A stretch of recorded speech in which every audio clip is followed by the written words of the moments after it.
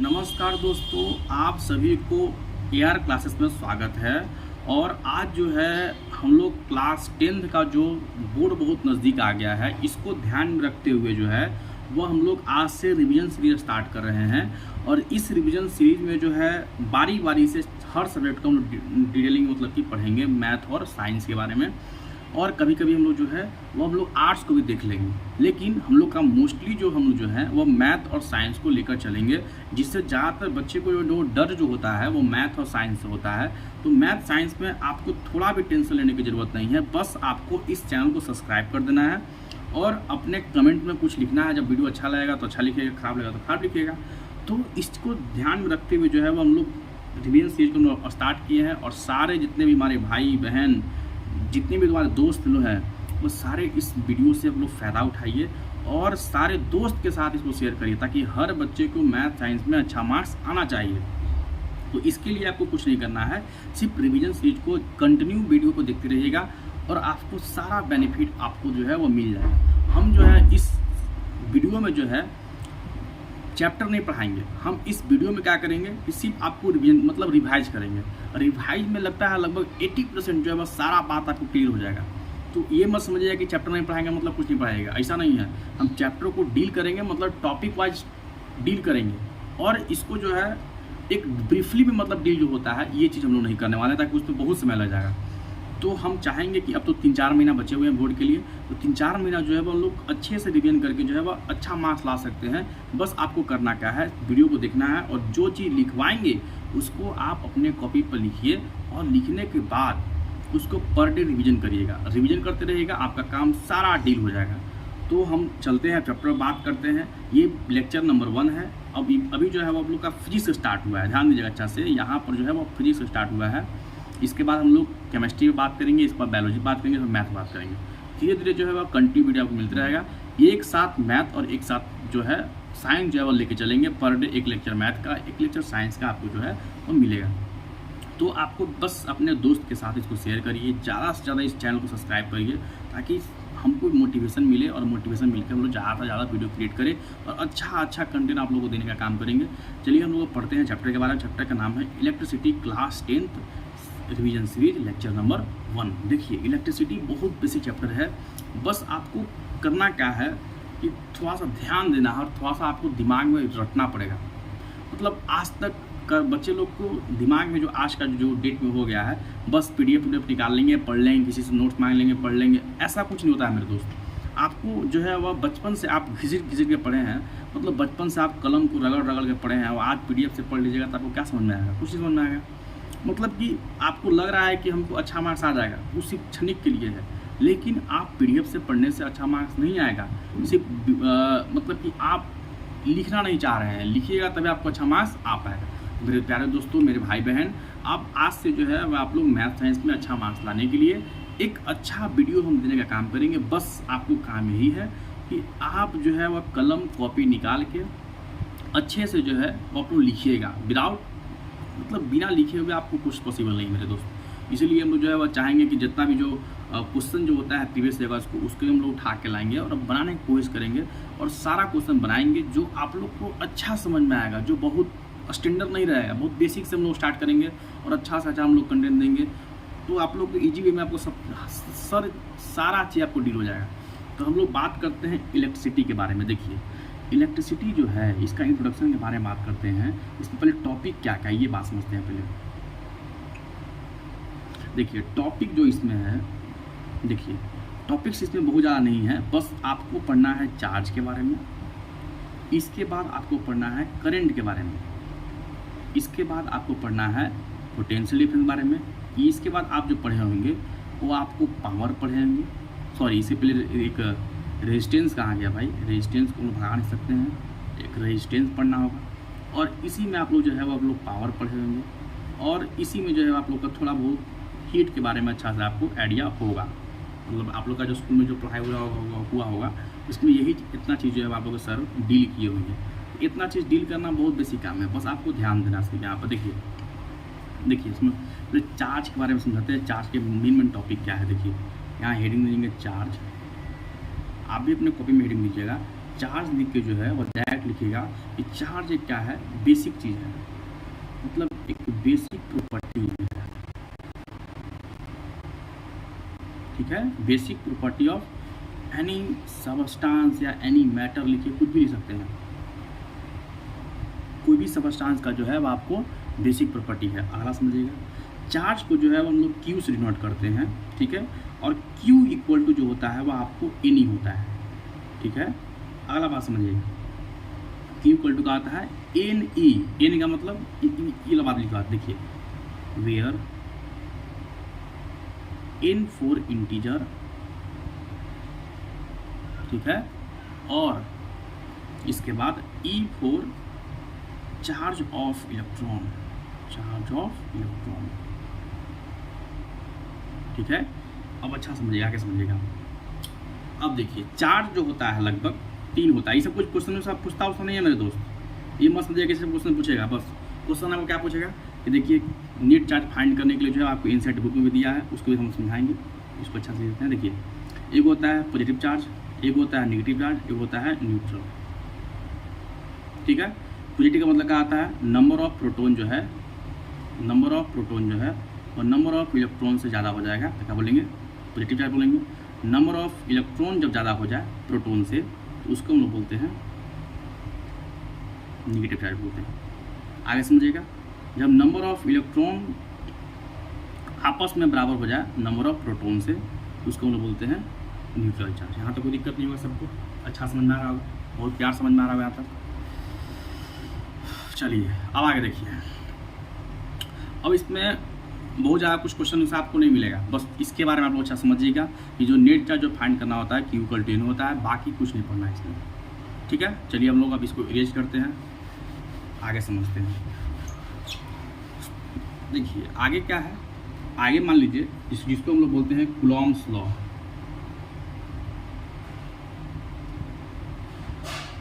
Coulomb's, ये तो बहुत आसान है भाई।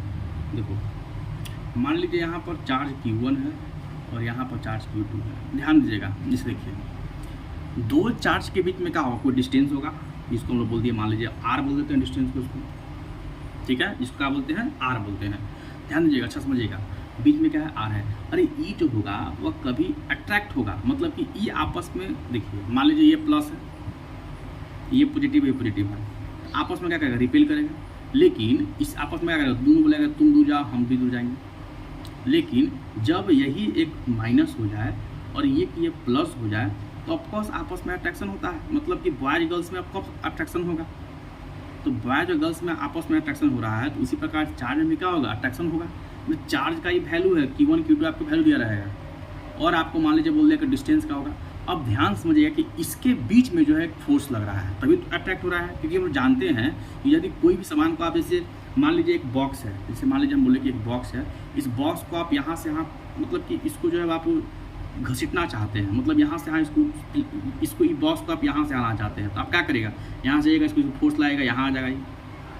तो इसके बीच में क्या है, मान लीजिए मास m1 है इसका, बस यहाँ भी m1 है, मतलब कि इसको क्या हम लोग फोर्स लगा रहे हैं, तब हम लोग क्या कर रहे हैं, इसको ऑब्जेक्ट को एक प्लेस से दूसरा प्लेस में हम लोग उसको ला पा रहे हैं। उसी प्रकार हम लोग क्या बोलेंगे, जैसा चार्ज में भी क्या लग रहा है, कोई फोर्स लग रहा है, तभी तो ये रिपेल कर रहा है, चाहे तो अट्रैक्ट कर रहा है।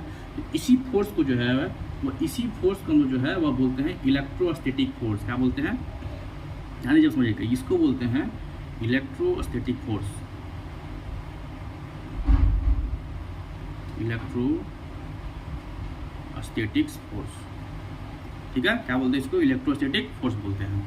अब इसको जो है नोट किससे करते हैं, एफ से करते हैं। जब भी आपको दो चार्ज के बीच में फोर्स फाइंड करना होगा, समझिए बात को, जब भी आपको दो चार्ज के बीच में फोर्स फाइंड करना होगा तो हम लोग क्या करेंगे कि सर क्या करेंगे, इसको जो है वह देखिए ध्यान दीजिएगा कि एक होता है directly proportional to Q1 Q2, मतलब कि प्रोडक्ट ऑफ दो चार्ज के बीच में फोर्स क्या होगा, डायरेक्टली प्रोपोर्शनल होगा।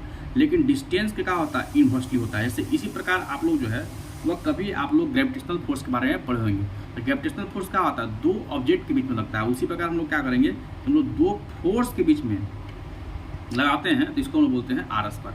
इसको फाइनली हम लोग सर क्या बोलेंगे, इसको फाइनली ये बोलते हैं कि ये दोनों मिल, जब ये और ये दोनों आपस में जब कंबाइंड होता है तो यहाँ लिखते हैं इसको, देखिएगा इसमें यहाँ तो आप छाप लीजिएगा थोड़ा सा अपना कॉपी वगैरह में। देखिए यहाँ लिख देते हैं, यहाँ पर इसको इरेज कर देते हैं। देखिए जब ये जो आपस में हो जाएगा तो क्या बोलेंगे कि सर एफ जो है वह डायरेक्टली है Q1 का और Q2 का, और उसी प्रकार इन्वर्सली है R स्क्वायर का। और ये जो फोर्स जो है इलेक्ट्रोस्टैटिक फोर्स, ये जब प्रोपोर्शन जब हटता है तो कोई कांस्टेंट आता है, तो Q1 Q2 by R square. ठीक है, Q1 Q2 by R square. यही फाइनली आपको याद रखना है बस। That is simple, that is simple. F equal to Q1 Q2 by R square, that is called electrostatic force. कोई दिक्कत है यहाँ तक? चलिए अब आगे समझिए। आगे जो है वो आपको पढ़ना है चार्ज के बारे में। चार्ज तो खत्म हो गया, इसके बाद करंट बात थी, करंट के बारे में बात करते थे। करंट क्या होता है भैया बताओ? करंट हेडिंग देगा सबको, ठीक है। देखिए करंट क्या होता है? करंट होता है सर करंट सिंपल चीज़ है कि करंट को डिनोट आई से करते हैं। जब कोई भी चार्ज फ्लो हो रहा है दैट मीन्स करंट मतलब Q बाई टी होता है सर। मतलब इसको बोलते हैं चार्ज बाई टाइम। जब निकल जाएंगे तो इसको बोलते हैं करंट बोलते हैं। करंट को जो है वह एसआई यूनिट का होता है सर।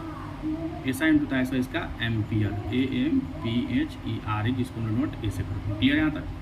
अब आगे समझिएगा, जिसको नोट कैसे करते हैं? ए से करते हैं। अब वो बोलेगा बता करंट स्केलर क्वांटिटी है कि वेक्टर क्वांटिटी है? तो सर करंट जो है वह it is vector quantity, sorry scalar quantity. It is a scalar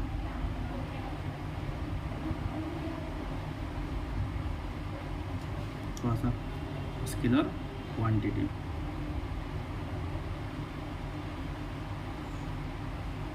चलिए यहाँ तक कोई दिक्कत? बस इतना बात आप लोग याद रखिएगा। अब देखिए जो बोर्ड का क्वेश्चन है, जो बोर्ड टेबल का जो क्वेश्चन है, देखिए यहाँ ध्यान दीजिएगा। यहाँ पर टेबल स्टार मार देते हैं और लिखते हैं बोर्ड लेवल क्वेश्चन जो है। देखिए इस जो पूछता है कि 1 एम्पियर जो चार्ज है 1 कूलम, 1 एम्पियर करंट जो है वह 1 कूलम चार्ज 1 सेकंड में फ्लो करता है, उसको हम बोलते हैं 1 एम्पियर। क्वेश्चन में क्या आएगा? क्वेश्चन में आएगा डिफाइन 1 एम्पियर। क्या लिखिएगा सर? डिफाइन 1 एम्पियर मतलब क्या आता है कि 1 कूलम जो चार्ज होगा वह 1 सेकंड में फ्लो होगा, तो उसको हम बोलते हैं 1 एम्पियर बोलते हैं। मतलब कि जैसे आपको क्वेश्चन में लिखे 1 एम्पियर, डायरेक्ट लिखिए कि 1A, मतलब कि यहाँ पर 1 करेगा तो यहाँ भी 1, यहाँ भी 1 करना पड़ेगा। तो ऐसा ही 1A equal to 1C by 1 second हो गया, बात खत्म हो गया यहाँ तक। इसको आप ये बहुत इंपॉर्टेंट क्वेश्चन निकला है। चलिए इसको विलेज करते हैं, अब आगे पढ़ते हैं, थोड़ा फास्ट करते हैं, रिवीजन चीज चल रहा है ना। आगे देखिए पोटेंशियल डिफरेंस, पोटेंशियल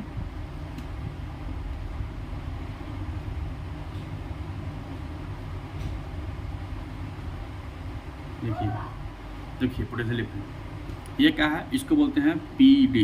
क्या बोलते हैं? PD। ध्यान दीजिएगा PD इक्वल टू क्या होता है?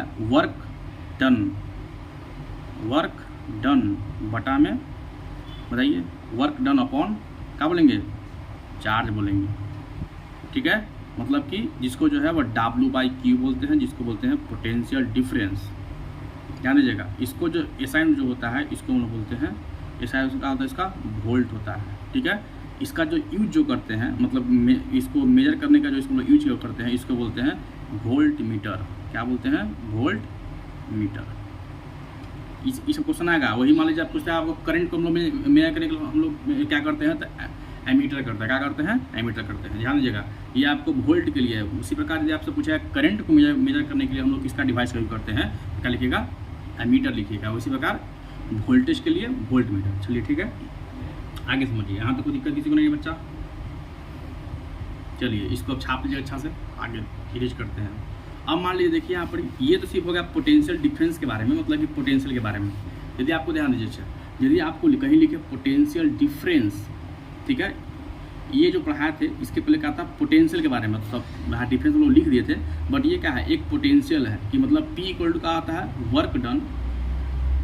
वर्क डन बाई चार्ज होता है। लेकिन वही बात आपको पोटेंशियल डिफरेंस के बात करेगा। मतलब कि इसमें क्या है सर? बहुत सिंपल चीज़ है। मतलब कि मान लीजिए एक चार्ज V1 है, यहाँ पर V2 है, सॉरी यहाँ पर वोल्टेज V1 है, यहाँ पर V2 है। अब बोला कि इसका जो डिफरेंस जो होता है उसको हम बोलते हैं पोटेंशियल डिफरेंस बोलते हैं। मतलब कि आप मान लीजिए करंट जो फ्लो हो रहा है वो इस प्रकार हो रहा है, ठीक है। मतलब कि इससे, मतलब कि ये प्लस है, ये वाला माइनस है, तो प्लस से माइनस पर जो करंट फ्लो हो रहा है इसको बोलेंगे V1 minus V2 by, sorry V1 minus V2 इसे लिखेंगे। मतलब V1 minus V2 equal to work done by charge लिख देते हैं। इसी को बोलते हैं पोटेंशियल डिफरेंस बोलते हैं। कोई दिक्कत किसी को यहाँ तक समझने में? यहाँ तक कोई दिक्कत नहीं होगा। चलिए इसको हम लोग इरेज करते हैं, आगे समझते हैं। देखिए इसके बाद कुछ सिंबल है जो आप लोग देख सकते हैं अपने बुक वगैरह में, आप लोग देख लीजिएगा सिंबल के बारे में। जैसे रेजिस्टेंस का जो है, देखिए इसे हम लोग पढ़ते हैं रेजिस्टेंस के बारे में, तो देख लेते हैं रेजिस्टेंस के बारे में। देखिए यहाँ पर रेजिस्टेंस जो है वह आप लोग इसको डिनोट हम लोग इस प्रकार करते हैं जिगजैग मोशन में। जिगजैग रहेगा क्या बोलेगा? रेजिस्टेंस बोलेगा। अब ऐसे समझिए। अब मान लीजिए ये जो रेजिस्टेंस का है, रेजिस्टेंस का मतलब देखिए आप लोग का जो मार्केट में जो रेजिस्टेंस होता है वो इस प्रकार होता है। जैसे आप लोग कभी देखेंगे, बोलिए कि सर हमको रेजिस्टेंस चाहिए, आप दुकान में जाइए, बोलिए रेजिस्टेंस चाहिए, तो आपको इस प्रकार का जो है वो गुआ टाइप देगा और इसको बोला कि यहाँ आप तार जोड़ दीजिए, इसको आप बोलते रेजिस्टेंस बोलते हैं। अब ये जो है वह रेजिस्टेंस आखिर है क्या? रेजिस्टेंस क्या कि करंट को जो कम करने का जो काम करेगा ना, उसको बोलते हैं रेजिस्टेंस बोलते हैं। मतलब रेजिस्टेंस क्या है? रेजिस्टेंस एक ऐसा प्रॉपर्टी है जो एक हिडन क्रिएट करता है किसको? करंट को। मतलब कि देखिए जैसे मान लो जैसे तुम एक बैटरी लगाया यहाँ पर, इस बैटरी में जो है वो प्लस है माइनस है और एक बल्ब लगा दिया और इसको जब तुम ज्वाइंट किया तो ये बल्ब जल गया, मतलब खत्म हो गया। क्यों भाई? क्योंकि इसको वोल्टेज हाई मिल गया। लेकिन यही जब यहाँ इसको काट के इसको यहाँ पर रेजिस्टेंस लगा देगा तो नहीं मिलेगा। क्यों? यहाँ पर रेजिस्टेंस क्या कर रहा है? उस करंट को जो है वो खत्म करने का काम कर रहा है। मतलब कि उसको ये जो आप वोल्टेज जो दे रहे हैं तो ये करंट जो है वो आपको हीट में कन्वर्ट कर देगा। कौन? रेजिस्टेंस करेगा। तो यहाँ पर आपको वोल्टेज कम मिलेगा, मतलब करंट कम फ्लो होगा। तो कम करंट फ्लो होगा तो आपको बल्ब जलेगा। मतलब सिंपल बात यह है कि रेजिस्टेंस एक ऐसा प्रॉपर्टी है जो करंट को हिडन क्रिएट करता है। ठीक है, मतलब कि बाधा लाने में जो काम जो कर रहा है उसका नाम क्या है? रेजिस्टेंस है। अब अच्छा समझिएगा। और रेजिस्टेंस का जो टाइप जो होता है वह बेसिकली दो होता है। ठीक है, मतलब ये टाइप नहीं बोल सकते हैं। मतलब रेजिस्टेंस का जो कनेक्शन जो होता है वो दो तरीका से होता है। एक होता है सीरीज, एक होता है पैरेलल। ठीक है, देखिए पैरेलल कॉम्बिनेशन बोलिएगा, एक होता है सीरीज कॉम्बिनेशन, एक होता है पैरेलल कॉम्बिनेशन। ठीक है, आगे समझिए। जिसे आप रेजिस्टेंस को इस प्रकार कनेक्शन कर दिए, ये क्या है भैया? बोलिएगा सर ये क्या है? ये आपको पैरेलल है, मतलब R1, R2 और R3, सॉरी सीरीज है। लेकिन आप यही रेजिस्टेंस को इस प्रकार कनेक्शन कर रहे हैं तो इसको हम बोलते हैं पैरेलल बोलते हैं। जैसे आप लोग अपने घर में जो देखे भूखा का लाइट, अभी तो दिन भी आ रहा है उसका, दीपावली का। दीपावली में आप लोग देखेंगे ये जो हम लोग घर में जो शो के लिए जो लोग लगाते हैं बॉल, उसने क्या एक बॉल खराब हो गया तो मतलब अल्टरनेट करके जलेगा, एक जलेगा एक खराब, एक जलेगा एक खराब। मतलब इससे क्या हो गया सर? इससे वह एक सीरीज में है, एक खराब हुए मतलब कि पूरे लाइन ही खराब कर देगा। अब देखिए यहाँ समझते हैं बात को। अब देखिए इस जो रेजिस्टेंस जो है वो आपको इस सीरीज में, ये पैरेलल में है। पैरेलल कॉम्बिनेशन कहाँ होता है जान लीजिएगा, क्वेश्चन में आएगा कि पैरेलल कॉम्बिनेशन हम लोग कहाँ करते हैं? तो डोमेस्टिक में करते हैं। डोमेस्टिक करते हैं मतलब घर में करते हैं। घर में जब लोग यूज करते हैं इसको बोलते हैं पैरेलल करते हैं। लेकिन इसका हम लोग इसका जो है हम लोग इसका जिससे हम लोग भूपा वाला जो लाइट जो होता है डेकोरेशन पर्पज से हम लोग जो है इसका हम लोग यूज करते हैं। आगे समझिए। अब मान लीजिए देखिए यहाँ पर अब बोले क्वेश्चन बोलेगा कि आप जो है वो इसका आर इक्विवेलेंट फाइंड करें। क्या बोलिएगा? सब तीनों को सब जोड़ देना है, मतलब R1 plus R2 plus R3 तीनों को जोड़ दिया। मतलब आर इक्विवेलेंट का मतलब कि ओवरऑल रेजिस्टेंस कितना है उसको हम बोलते हैं आर इक्विवेलेंट बोलते हैं। लेकिन आपको वही पैरेलल ने बोला है कि आर इक्विवेलेंट फाइंड करें तो 1/R1 plus 1/R2 plus 1/R3। यहाँ तक छाप लेगा बढ़िया से। ये आपको पैरेलल कॉम्बिनेशन में हम लोग इसको यूज करते हैं। इसको हम लोग करते हैं सीरीज कॉम्बिनेशन। यहाँ तो कोई दिक्कत किसी को है? यहाँ तो कोई दिक्कत नहीं ना। चलिए इसको छापिए, इसको हम लोग करते हैं इरेज, हम लोग आगे पढ़ते हैं।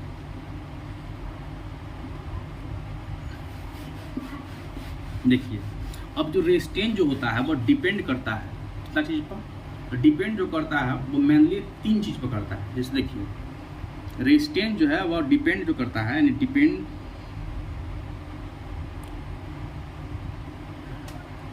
रेजिस्टेंस डिपेंड अपॉन, देखिए रेजिस्टेंस जो है वो मेनली तीन चीज़ पर डिपेंड करता है। पहला करता क्या करता है? देखिए आप जो फर्स्ट जो करता है जिसको हम बोलते हैं आर इज डिपेंड लेंथ, मतलब कि एल का डायरेक्टली प्रोपोर्शनल है। मतलब बोलने का मतलब क्या है कि मान लीजिए आपको ये वायर है ये वायर में जो है वह आपको इसका लेंथ L है, अब इसका एरिया जो है वो आपको एरिया E है। अब आपको बोले कि R जो है वो डायरेक्टली लेंथ पर करता है, मतलब जितना बड़ा वायर होगा उतना ज़्यादा उसका रेजिस्टेंस होगा, जितना कम एरिया होगा उतना कम रेजिस्टेंस होगा।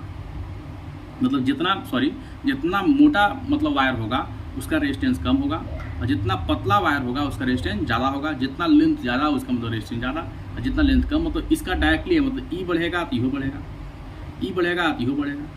उसी प्रकार इसको हम लोग बढ़ा रहे हैं तो ई ऑफ कॉस्ट कम जाएगा। मान लीजिए इसको हम लोग घटा देंगे तो ई ऑफ कॉस्ट बढ़ जाएगा। ठीक है, यहाँ तक कोई दिक्कत नहीं है सब। चलिए अब देखते ध्यान से, तो इसको दोनों जो मिल का जो फार्मूला जो होता है, जो बहुत इंपॉर्टेंट जो फार्मूला जो है वो R = L/A, और जब प्रपोर्शन जब घटेगा तो कॉन्स्टेंट आएगा ρL/A।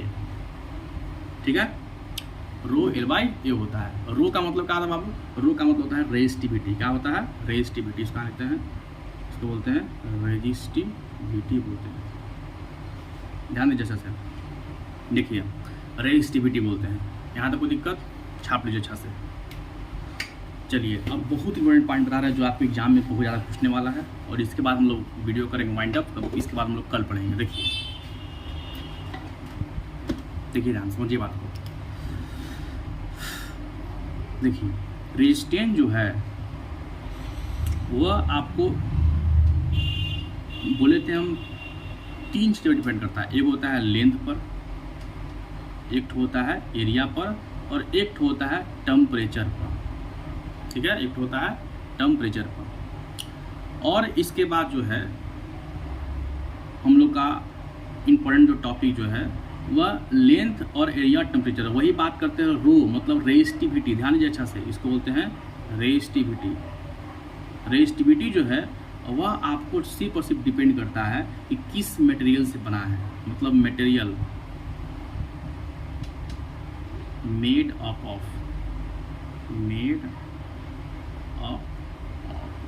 मतलब किस मटेरियल जो है वो आपको बना हुआ है उस पर डिपेंड कौन करता है? आपको रेजिस्टिविटी करता है। ठीक है, अब अच्छा समझिए, यहाँ तो कोई दिक्कत नहीं किसी को है। एक इससे पहले का जो टॉपिक है हमसे छूट गया था, जिसको बोलते हैं ओम्स लॉ। अभी थोड़ा माइंड में आया है तो पढ़ा अच्छा से। ओम्स लॉ बहुत ही चीज़ है। सब देखिए यहाँ पर ओम्स लॉ का आता है कि जैसे आप वोल्टेज और करंट में जो रिलेशन जो है वो हम लोग का वोल्टेज और जो करंट में जो रिलेशन जो है वो हम लोग कौन देते हैं? ओम्स देते हैं। जैसे मान लीजिए एक बल्ब है, एक बैटरी है प्लस माइनस का, और यहाँ मान लीजिए बल्ब है। ठीक है, अब देखिए जैसे ये बल्ब को जो है वो आपको जलाना है।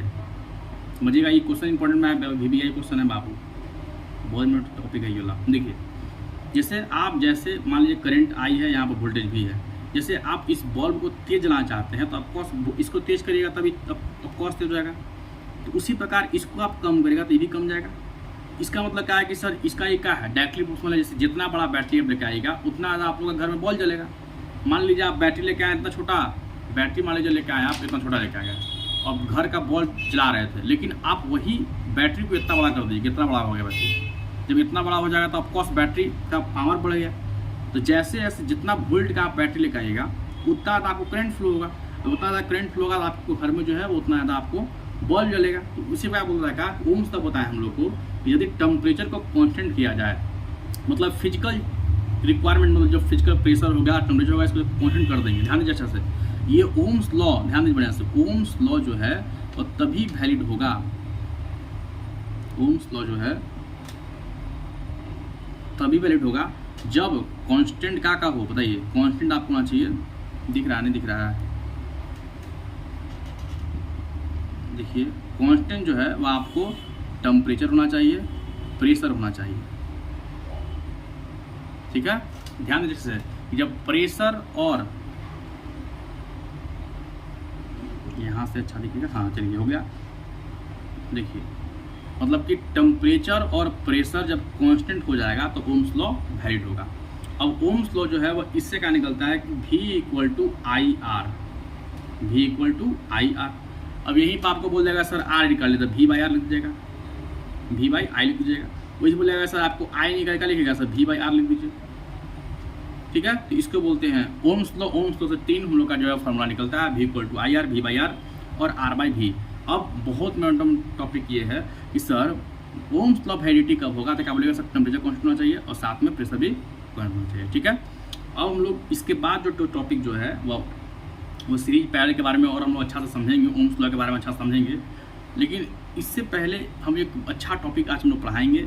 अच्छा टॉपिक मतलब कि एक अच्छा क्वेश्चन को हम लोग आप लोग से पूछते हैं, उसका आप लोग कमेंट में आंसर दीजिएगा, उस पर हम लोग कल से कंटिन्यू करेंगे। देखिए क्वेश्चन ये है, देखिए जो आपको बोर्ड में बहुत ज़्यादा पूछता है क्वेश्चन। देखिए यहाँ पर मान लीजिए ये और ये, इसके बारे में देखते हैं कौन कौन बच्चा जो है वो डिटेलिंग आंसर मुझे देता है। ऐसे मान लीजिए R1, R2 और R3, सभी लोग कमेंट पे लिखिएगा, ठीक है। देखिए जैसे हम बोलें कि आपको ये जो है आपको रेजिस्टेंस दिया हुआ है और यहाँ पर जो है आपको करंट है और यहाँ पर पोटेंशियल डिफरेंस मतलब कि PD है, ठीक है।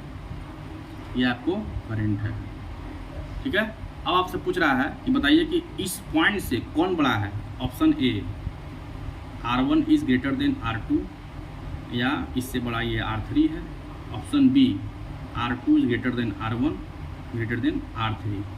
ऑप्शन सी, देखिए ऑप्शन सी क्या है। ऑप्शन सी बोले कि R3 बड़ा है R2 से और बड़ा है R1 से। ऑप्शन डी R3 बड़ा है R1 से, बड़ा है R2 से। Option 5 none of this. ये आपको जो है वो आंसर अपने कमेंट बॉक्स में डाल देना है। जो बच्चा का सही होगा उस पर हम लोग एक कल उसका हम लोग नाम भी लेंगे।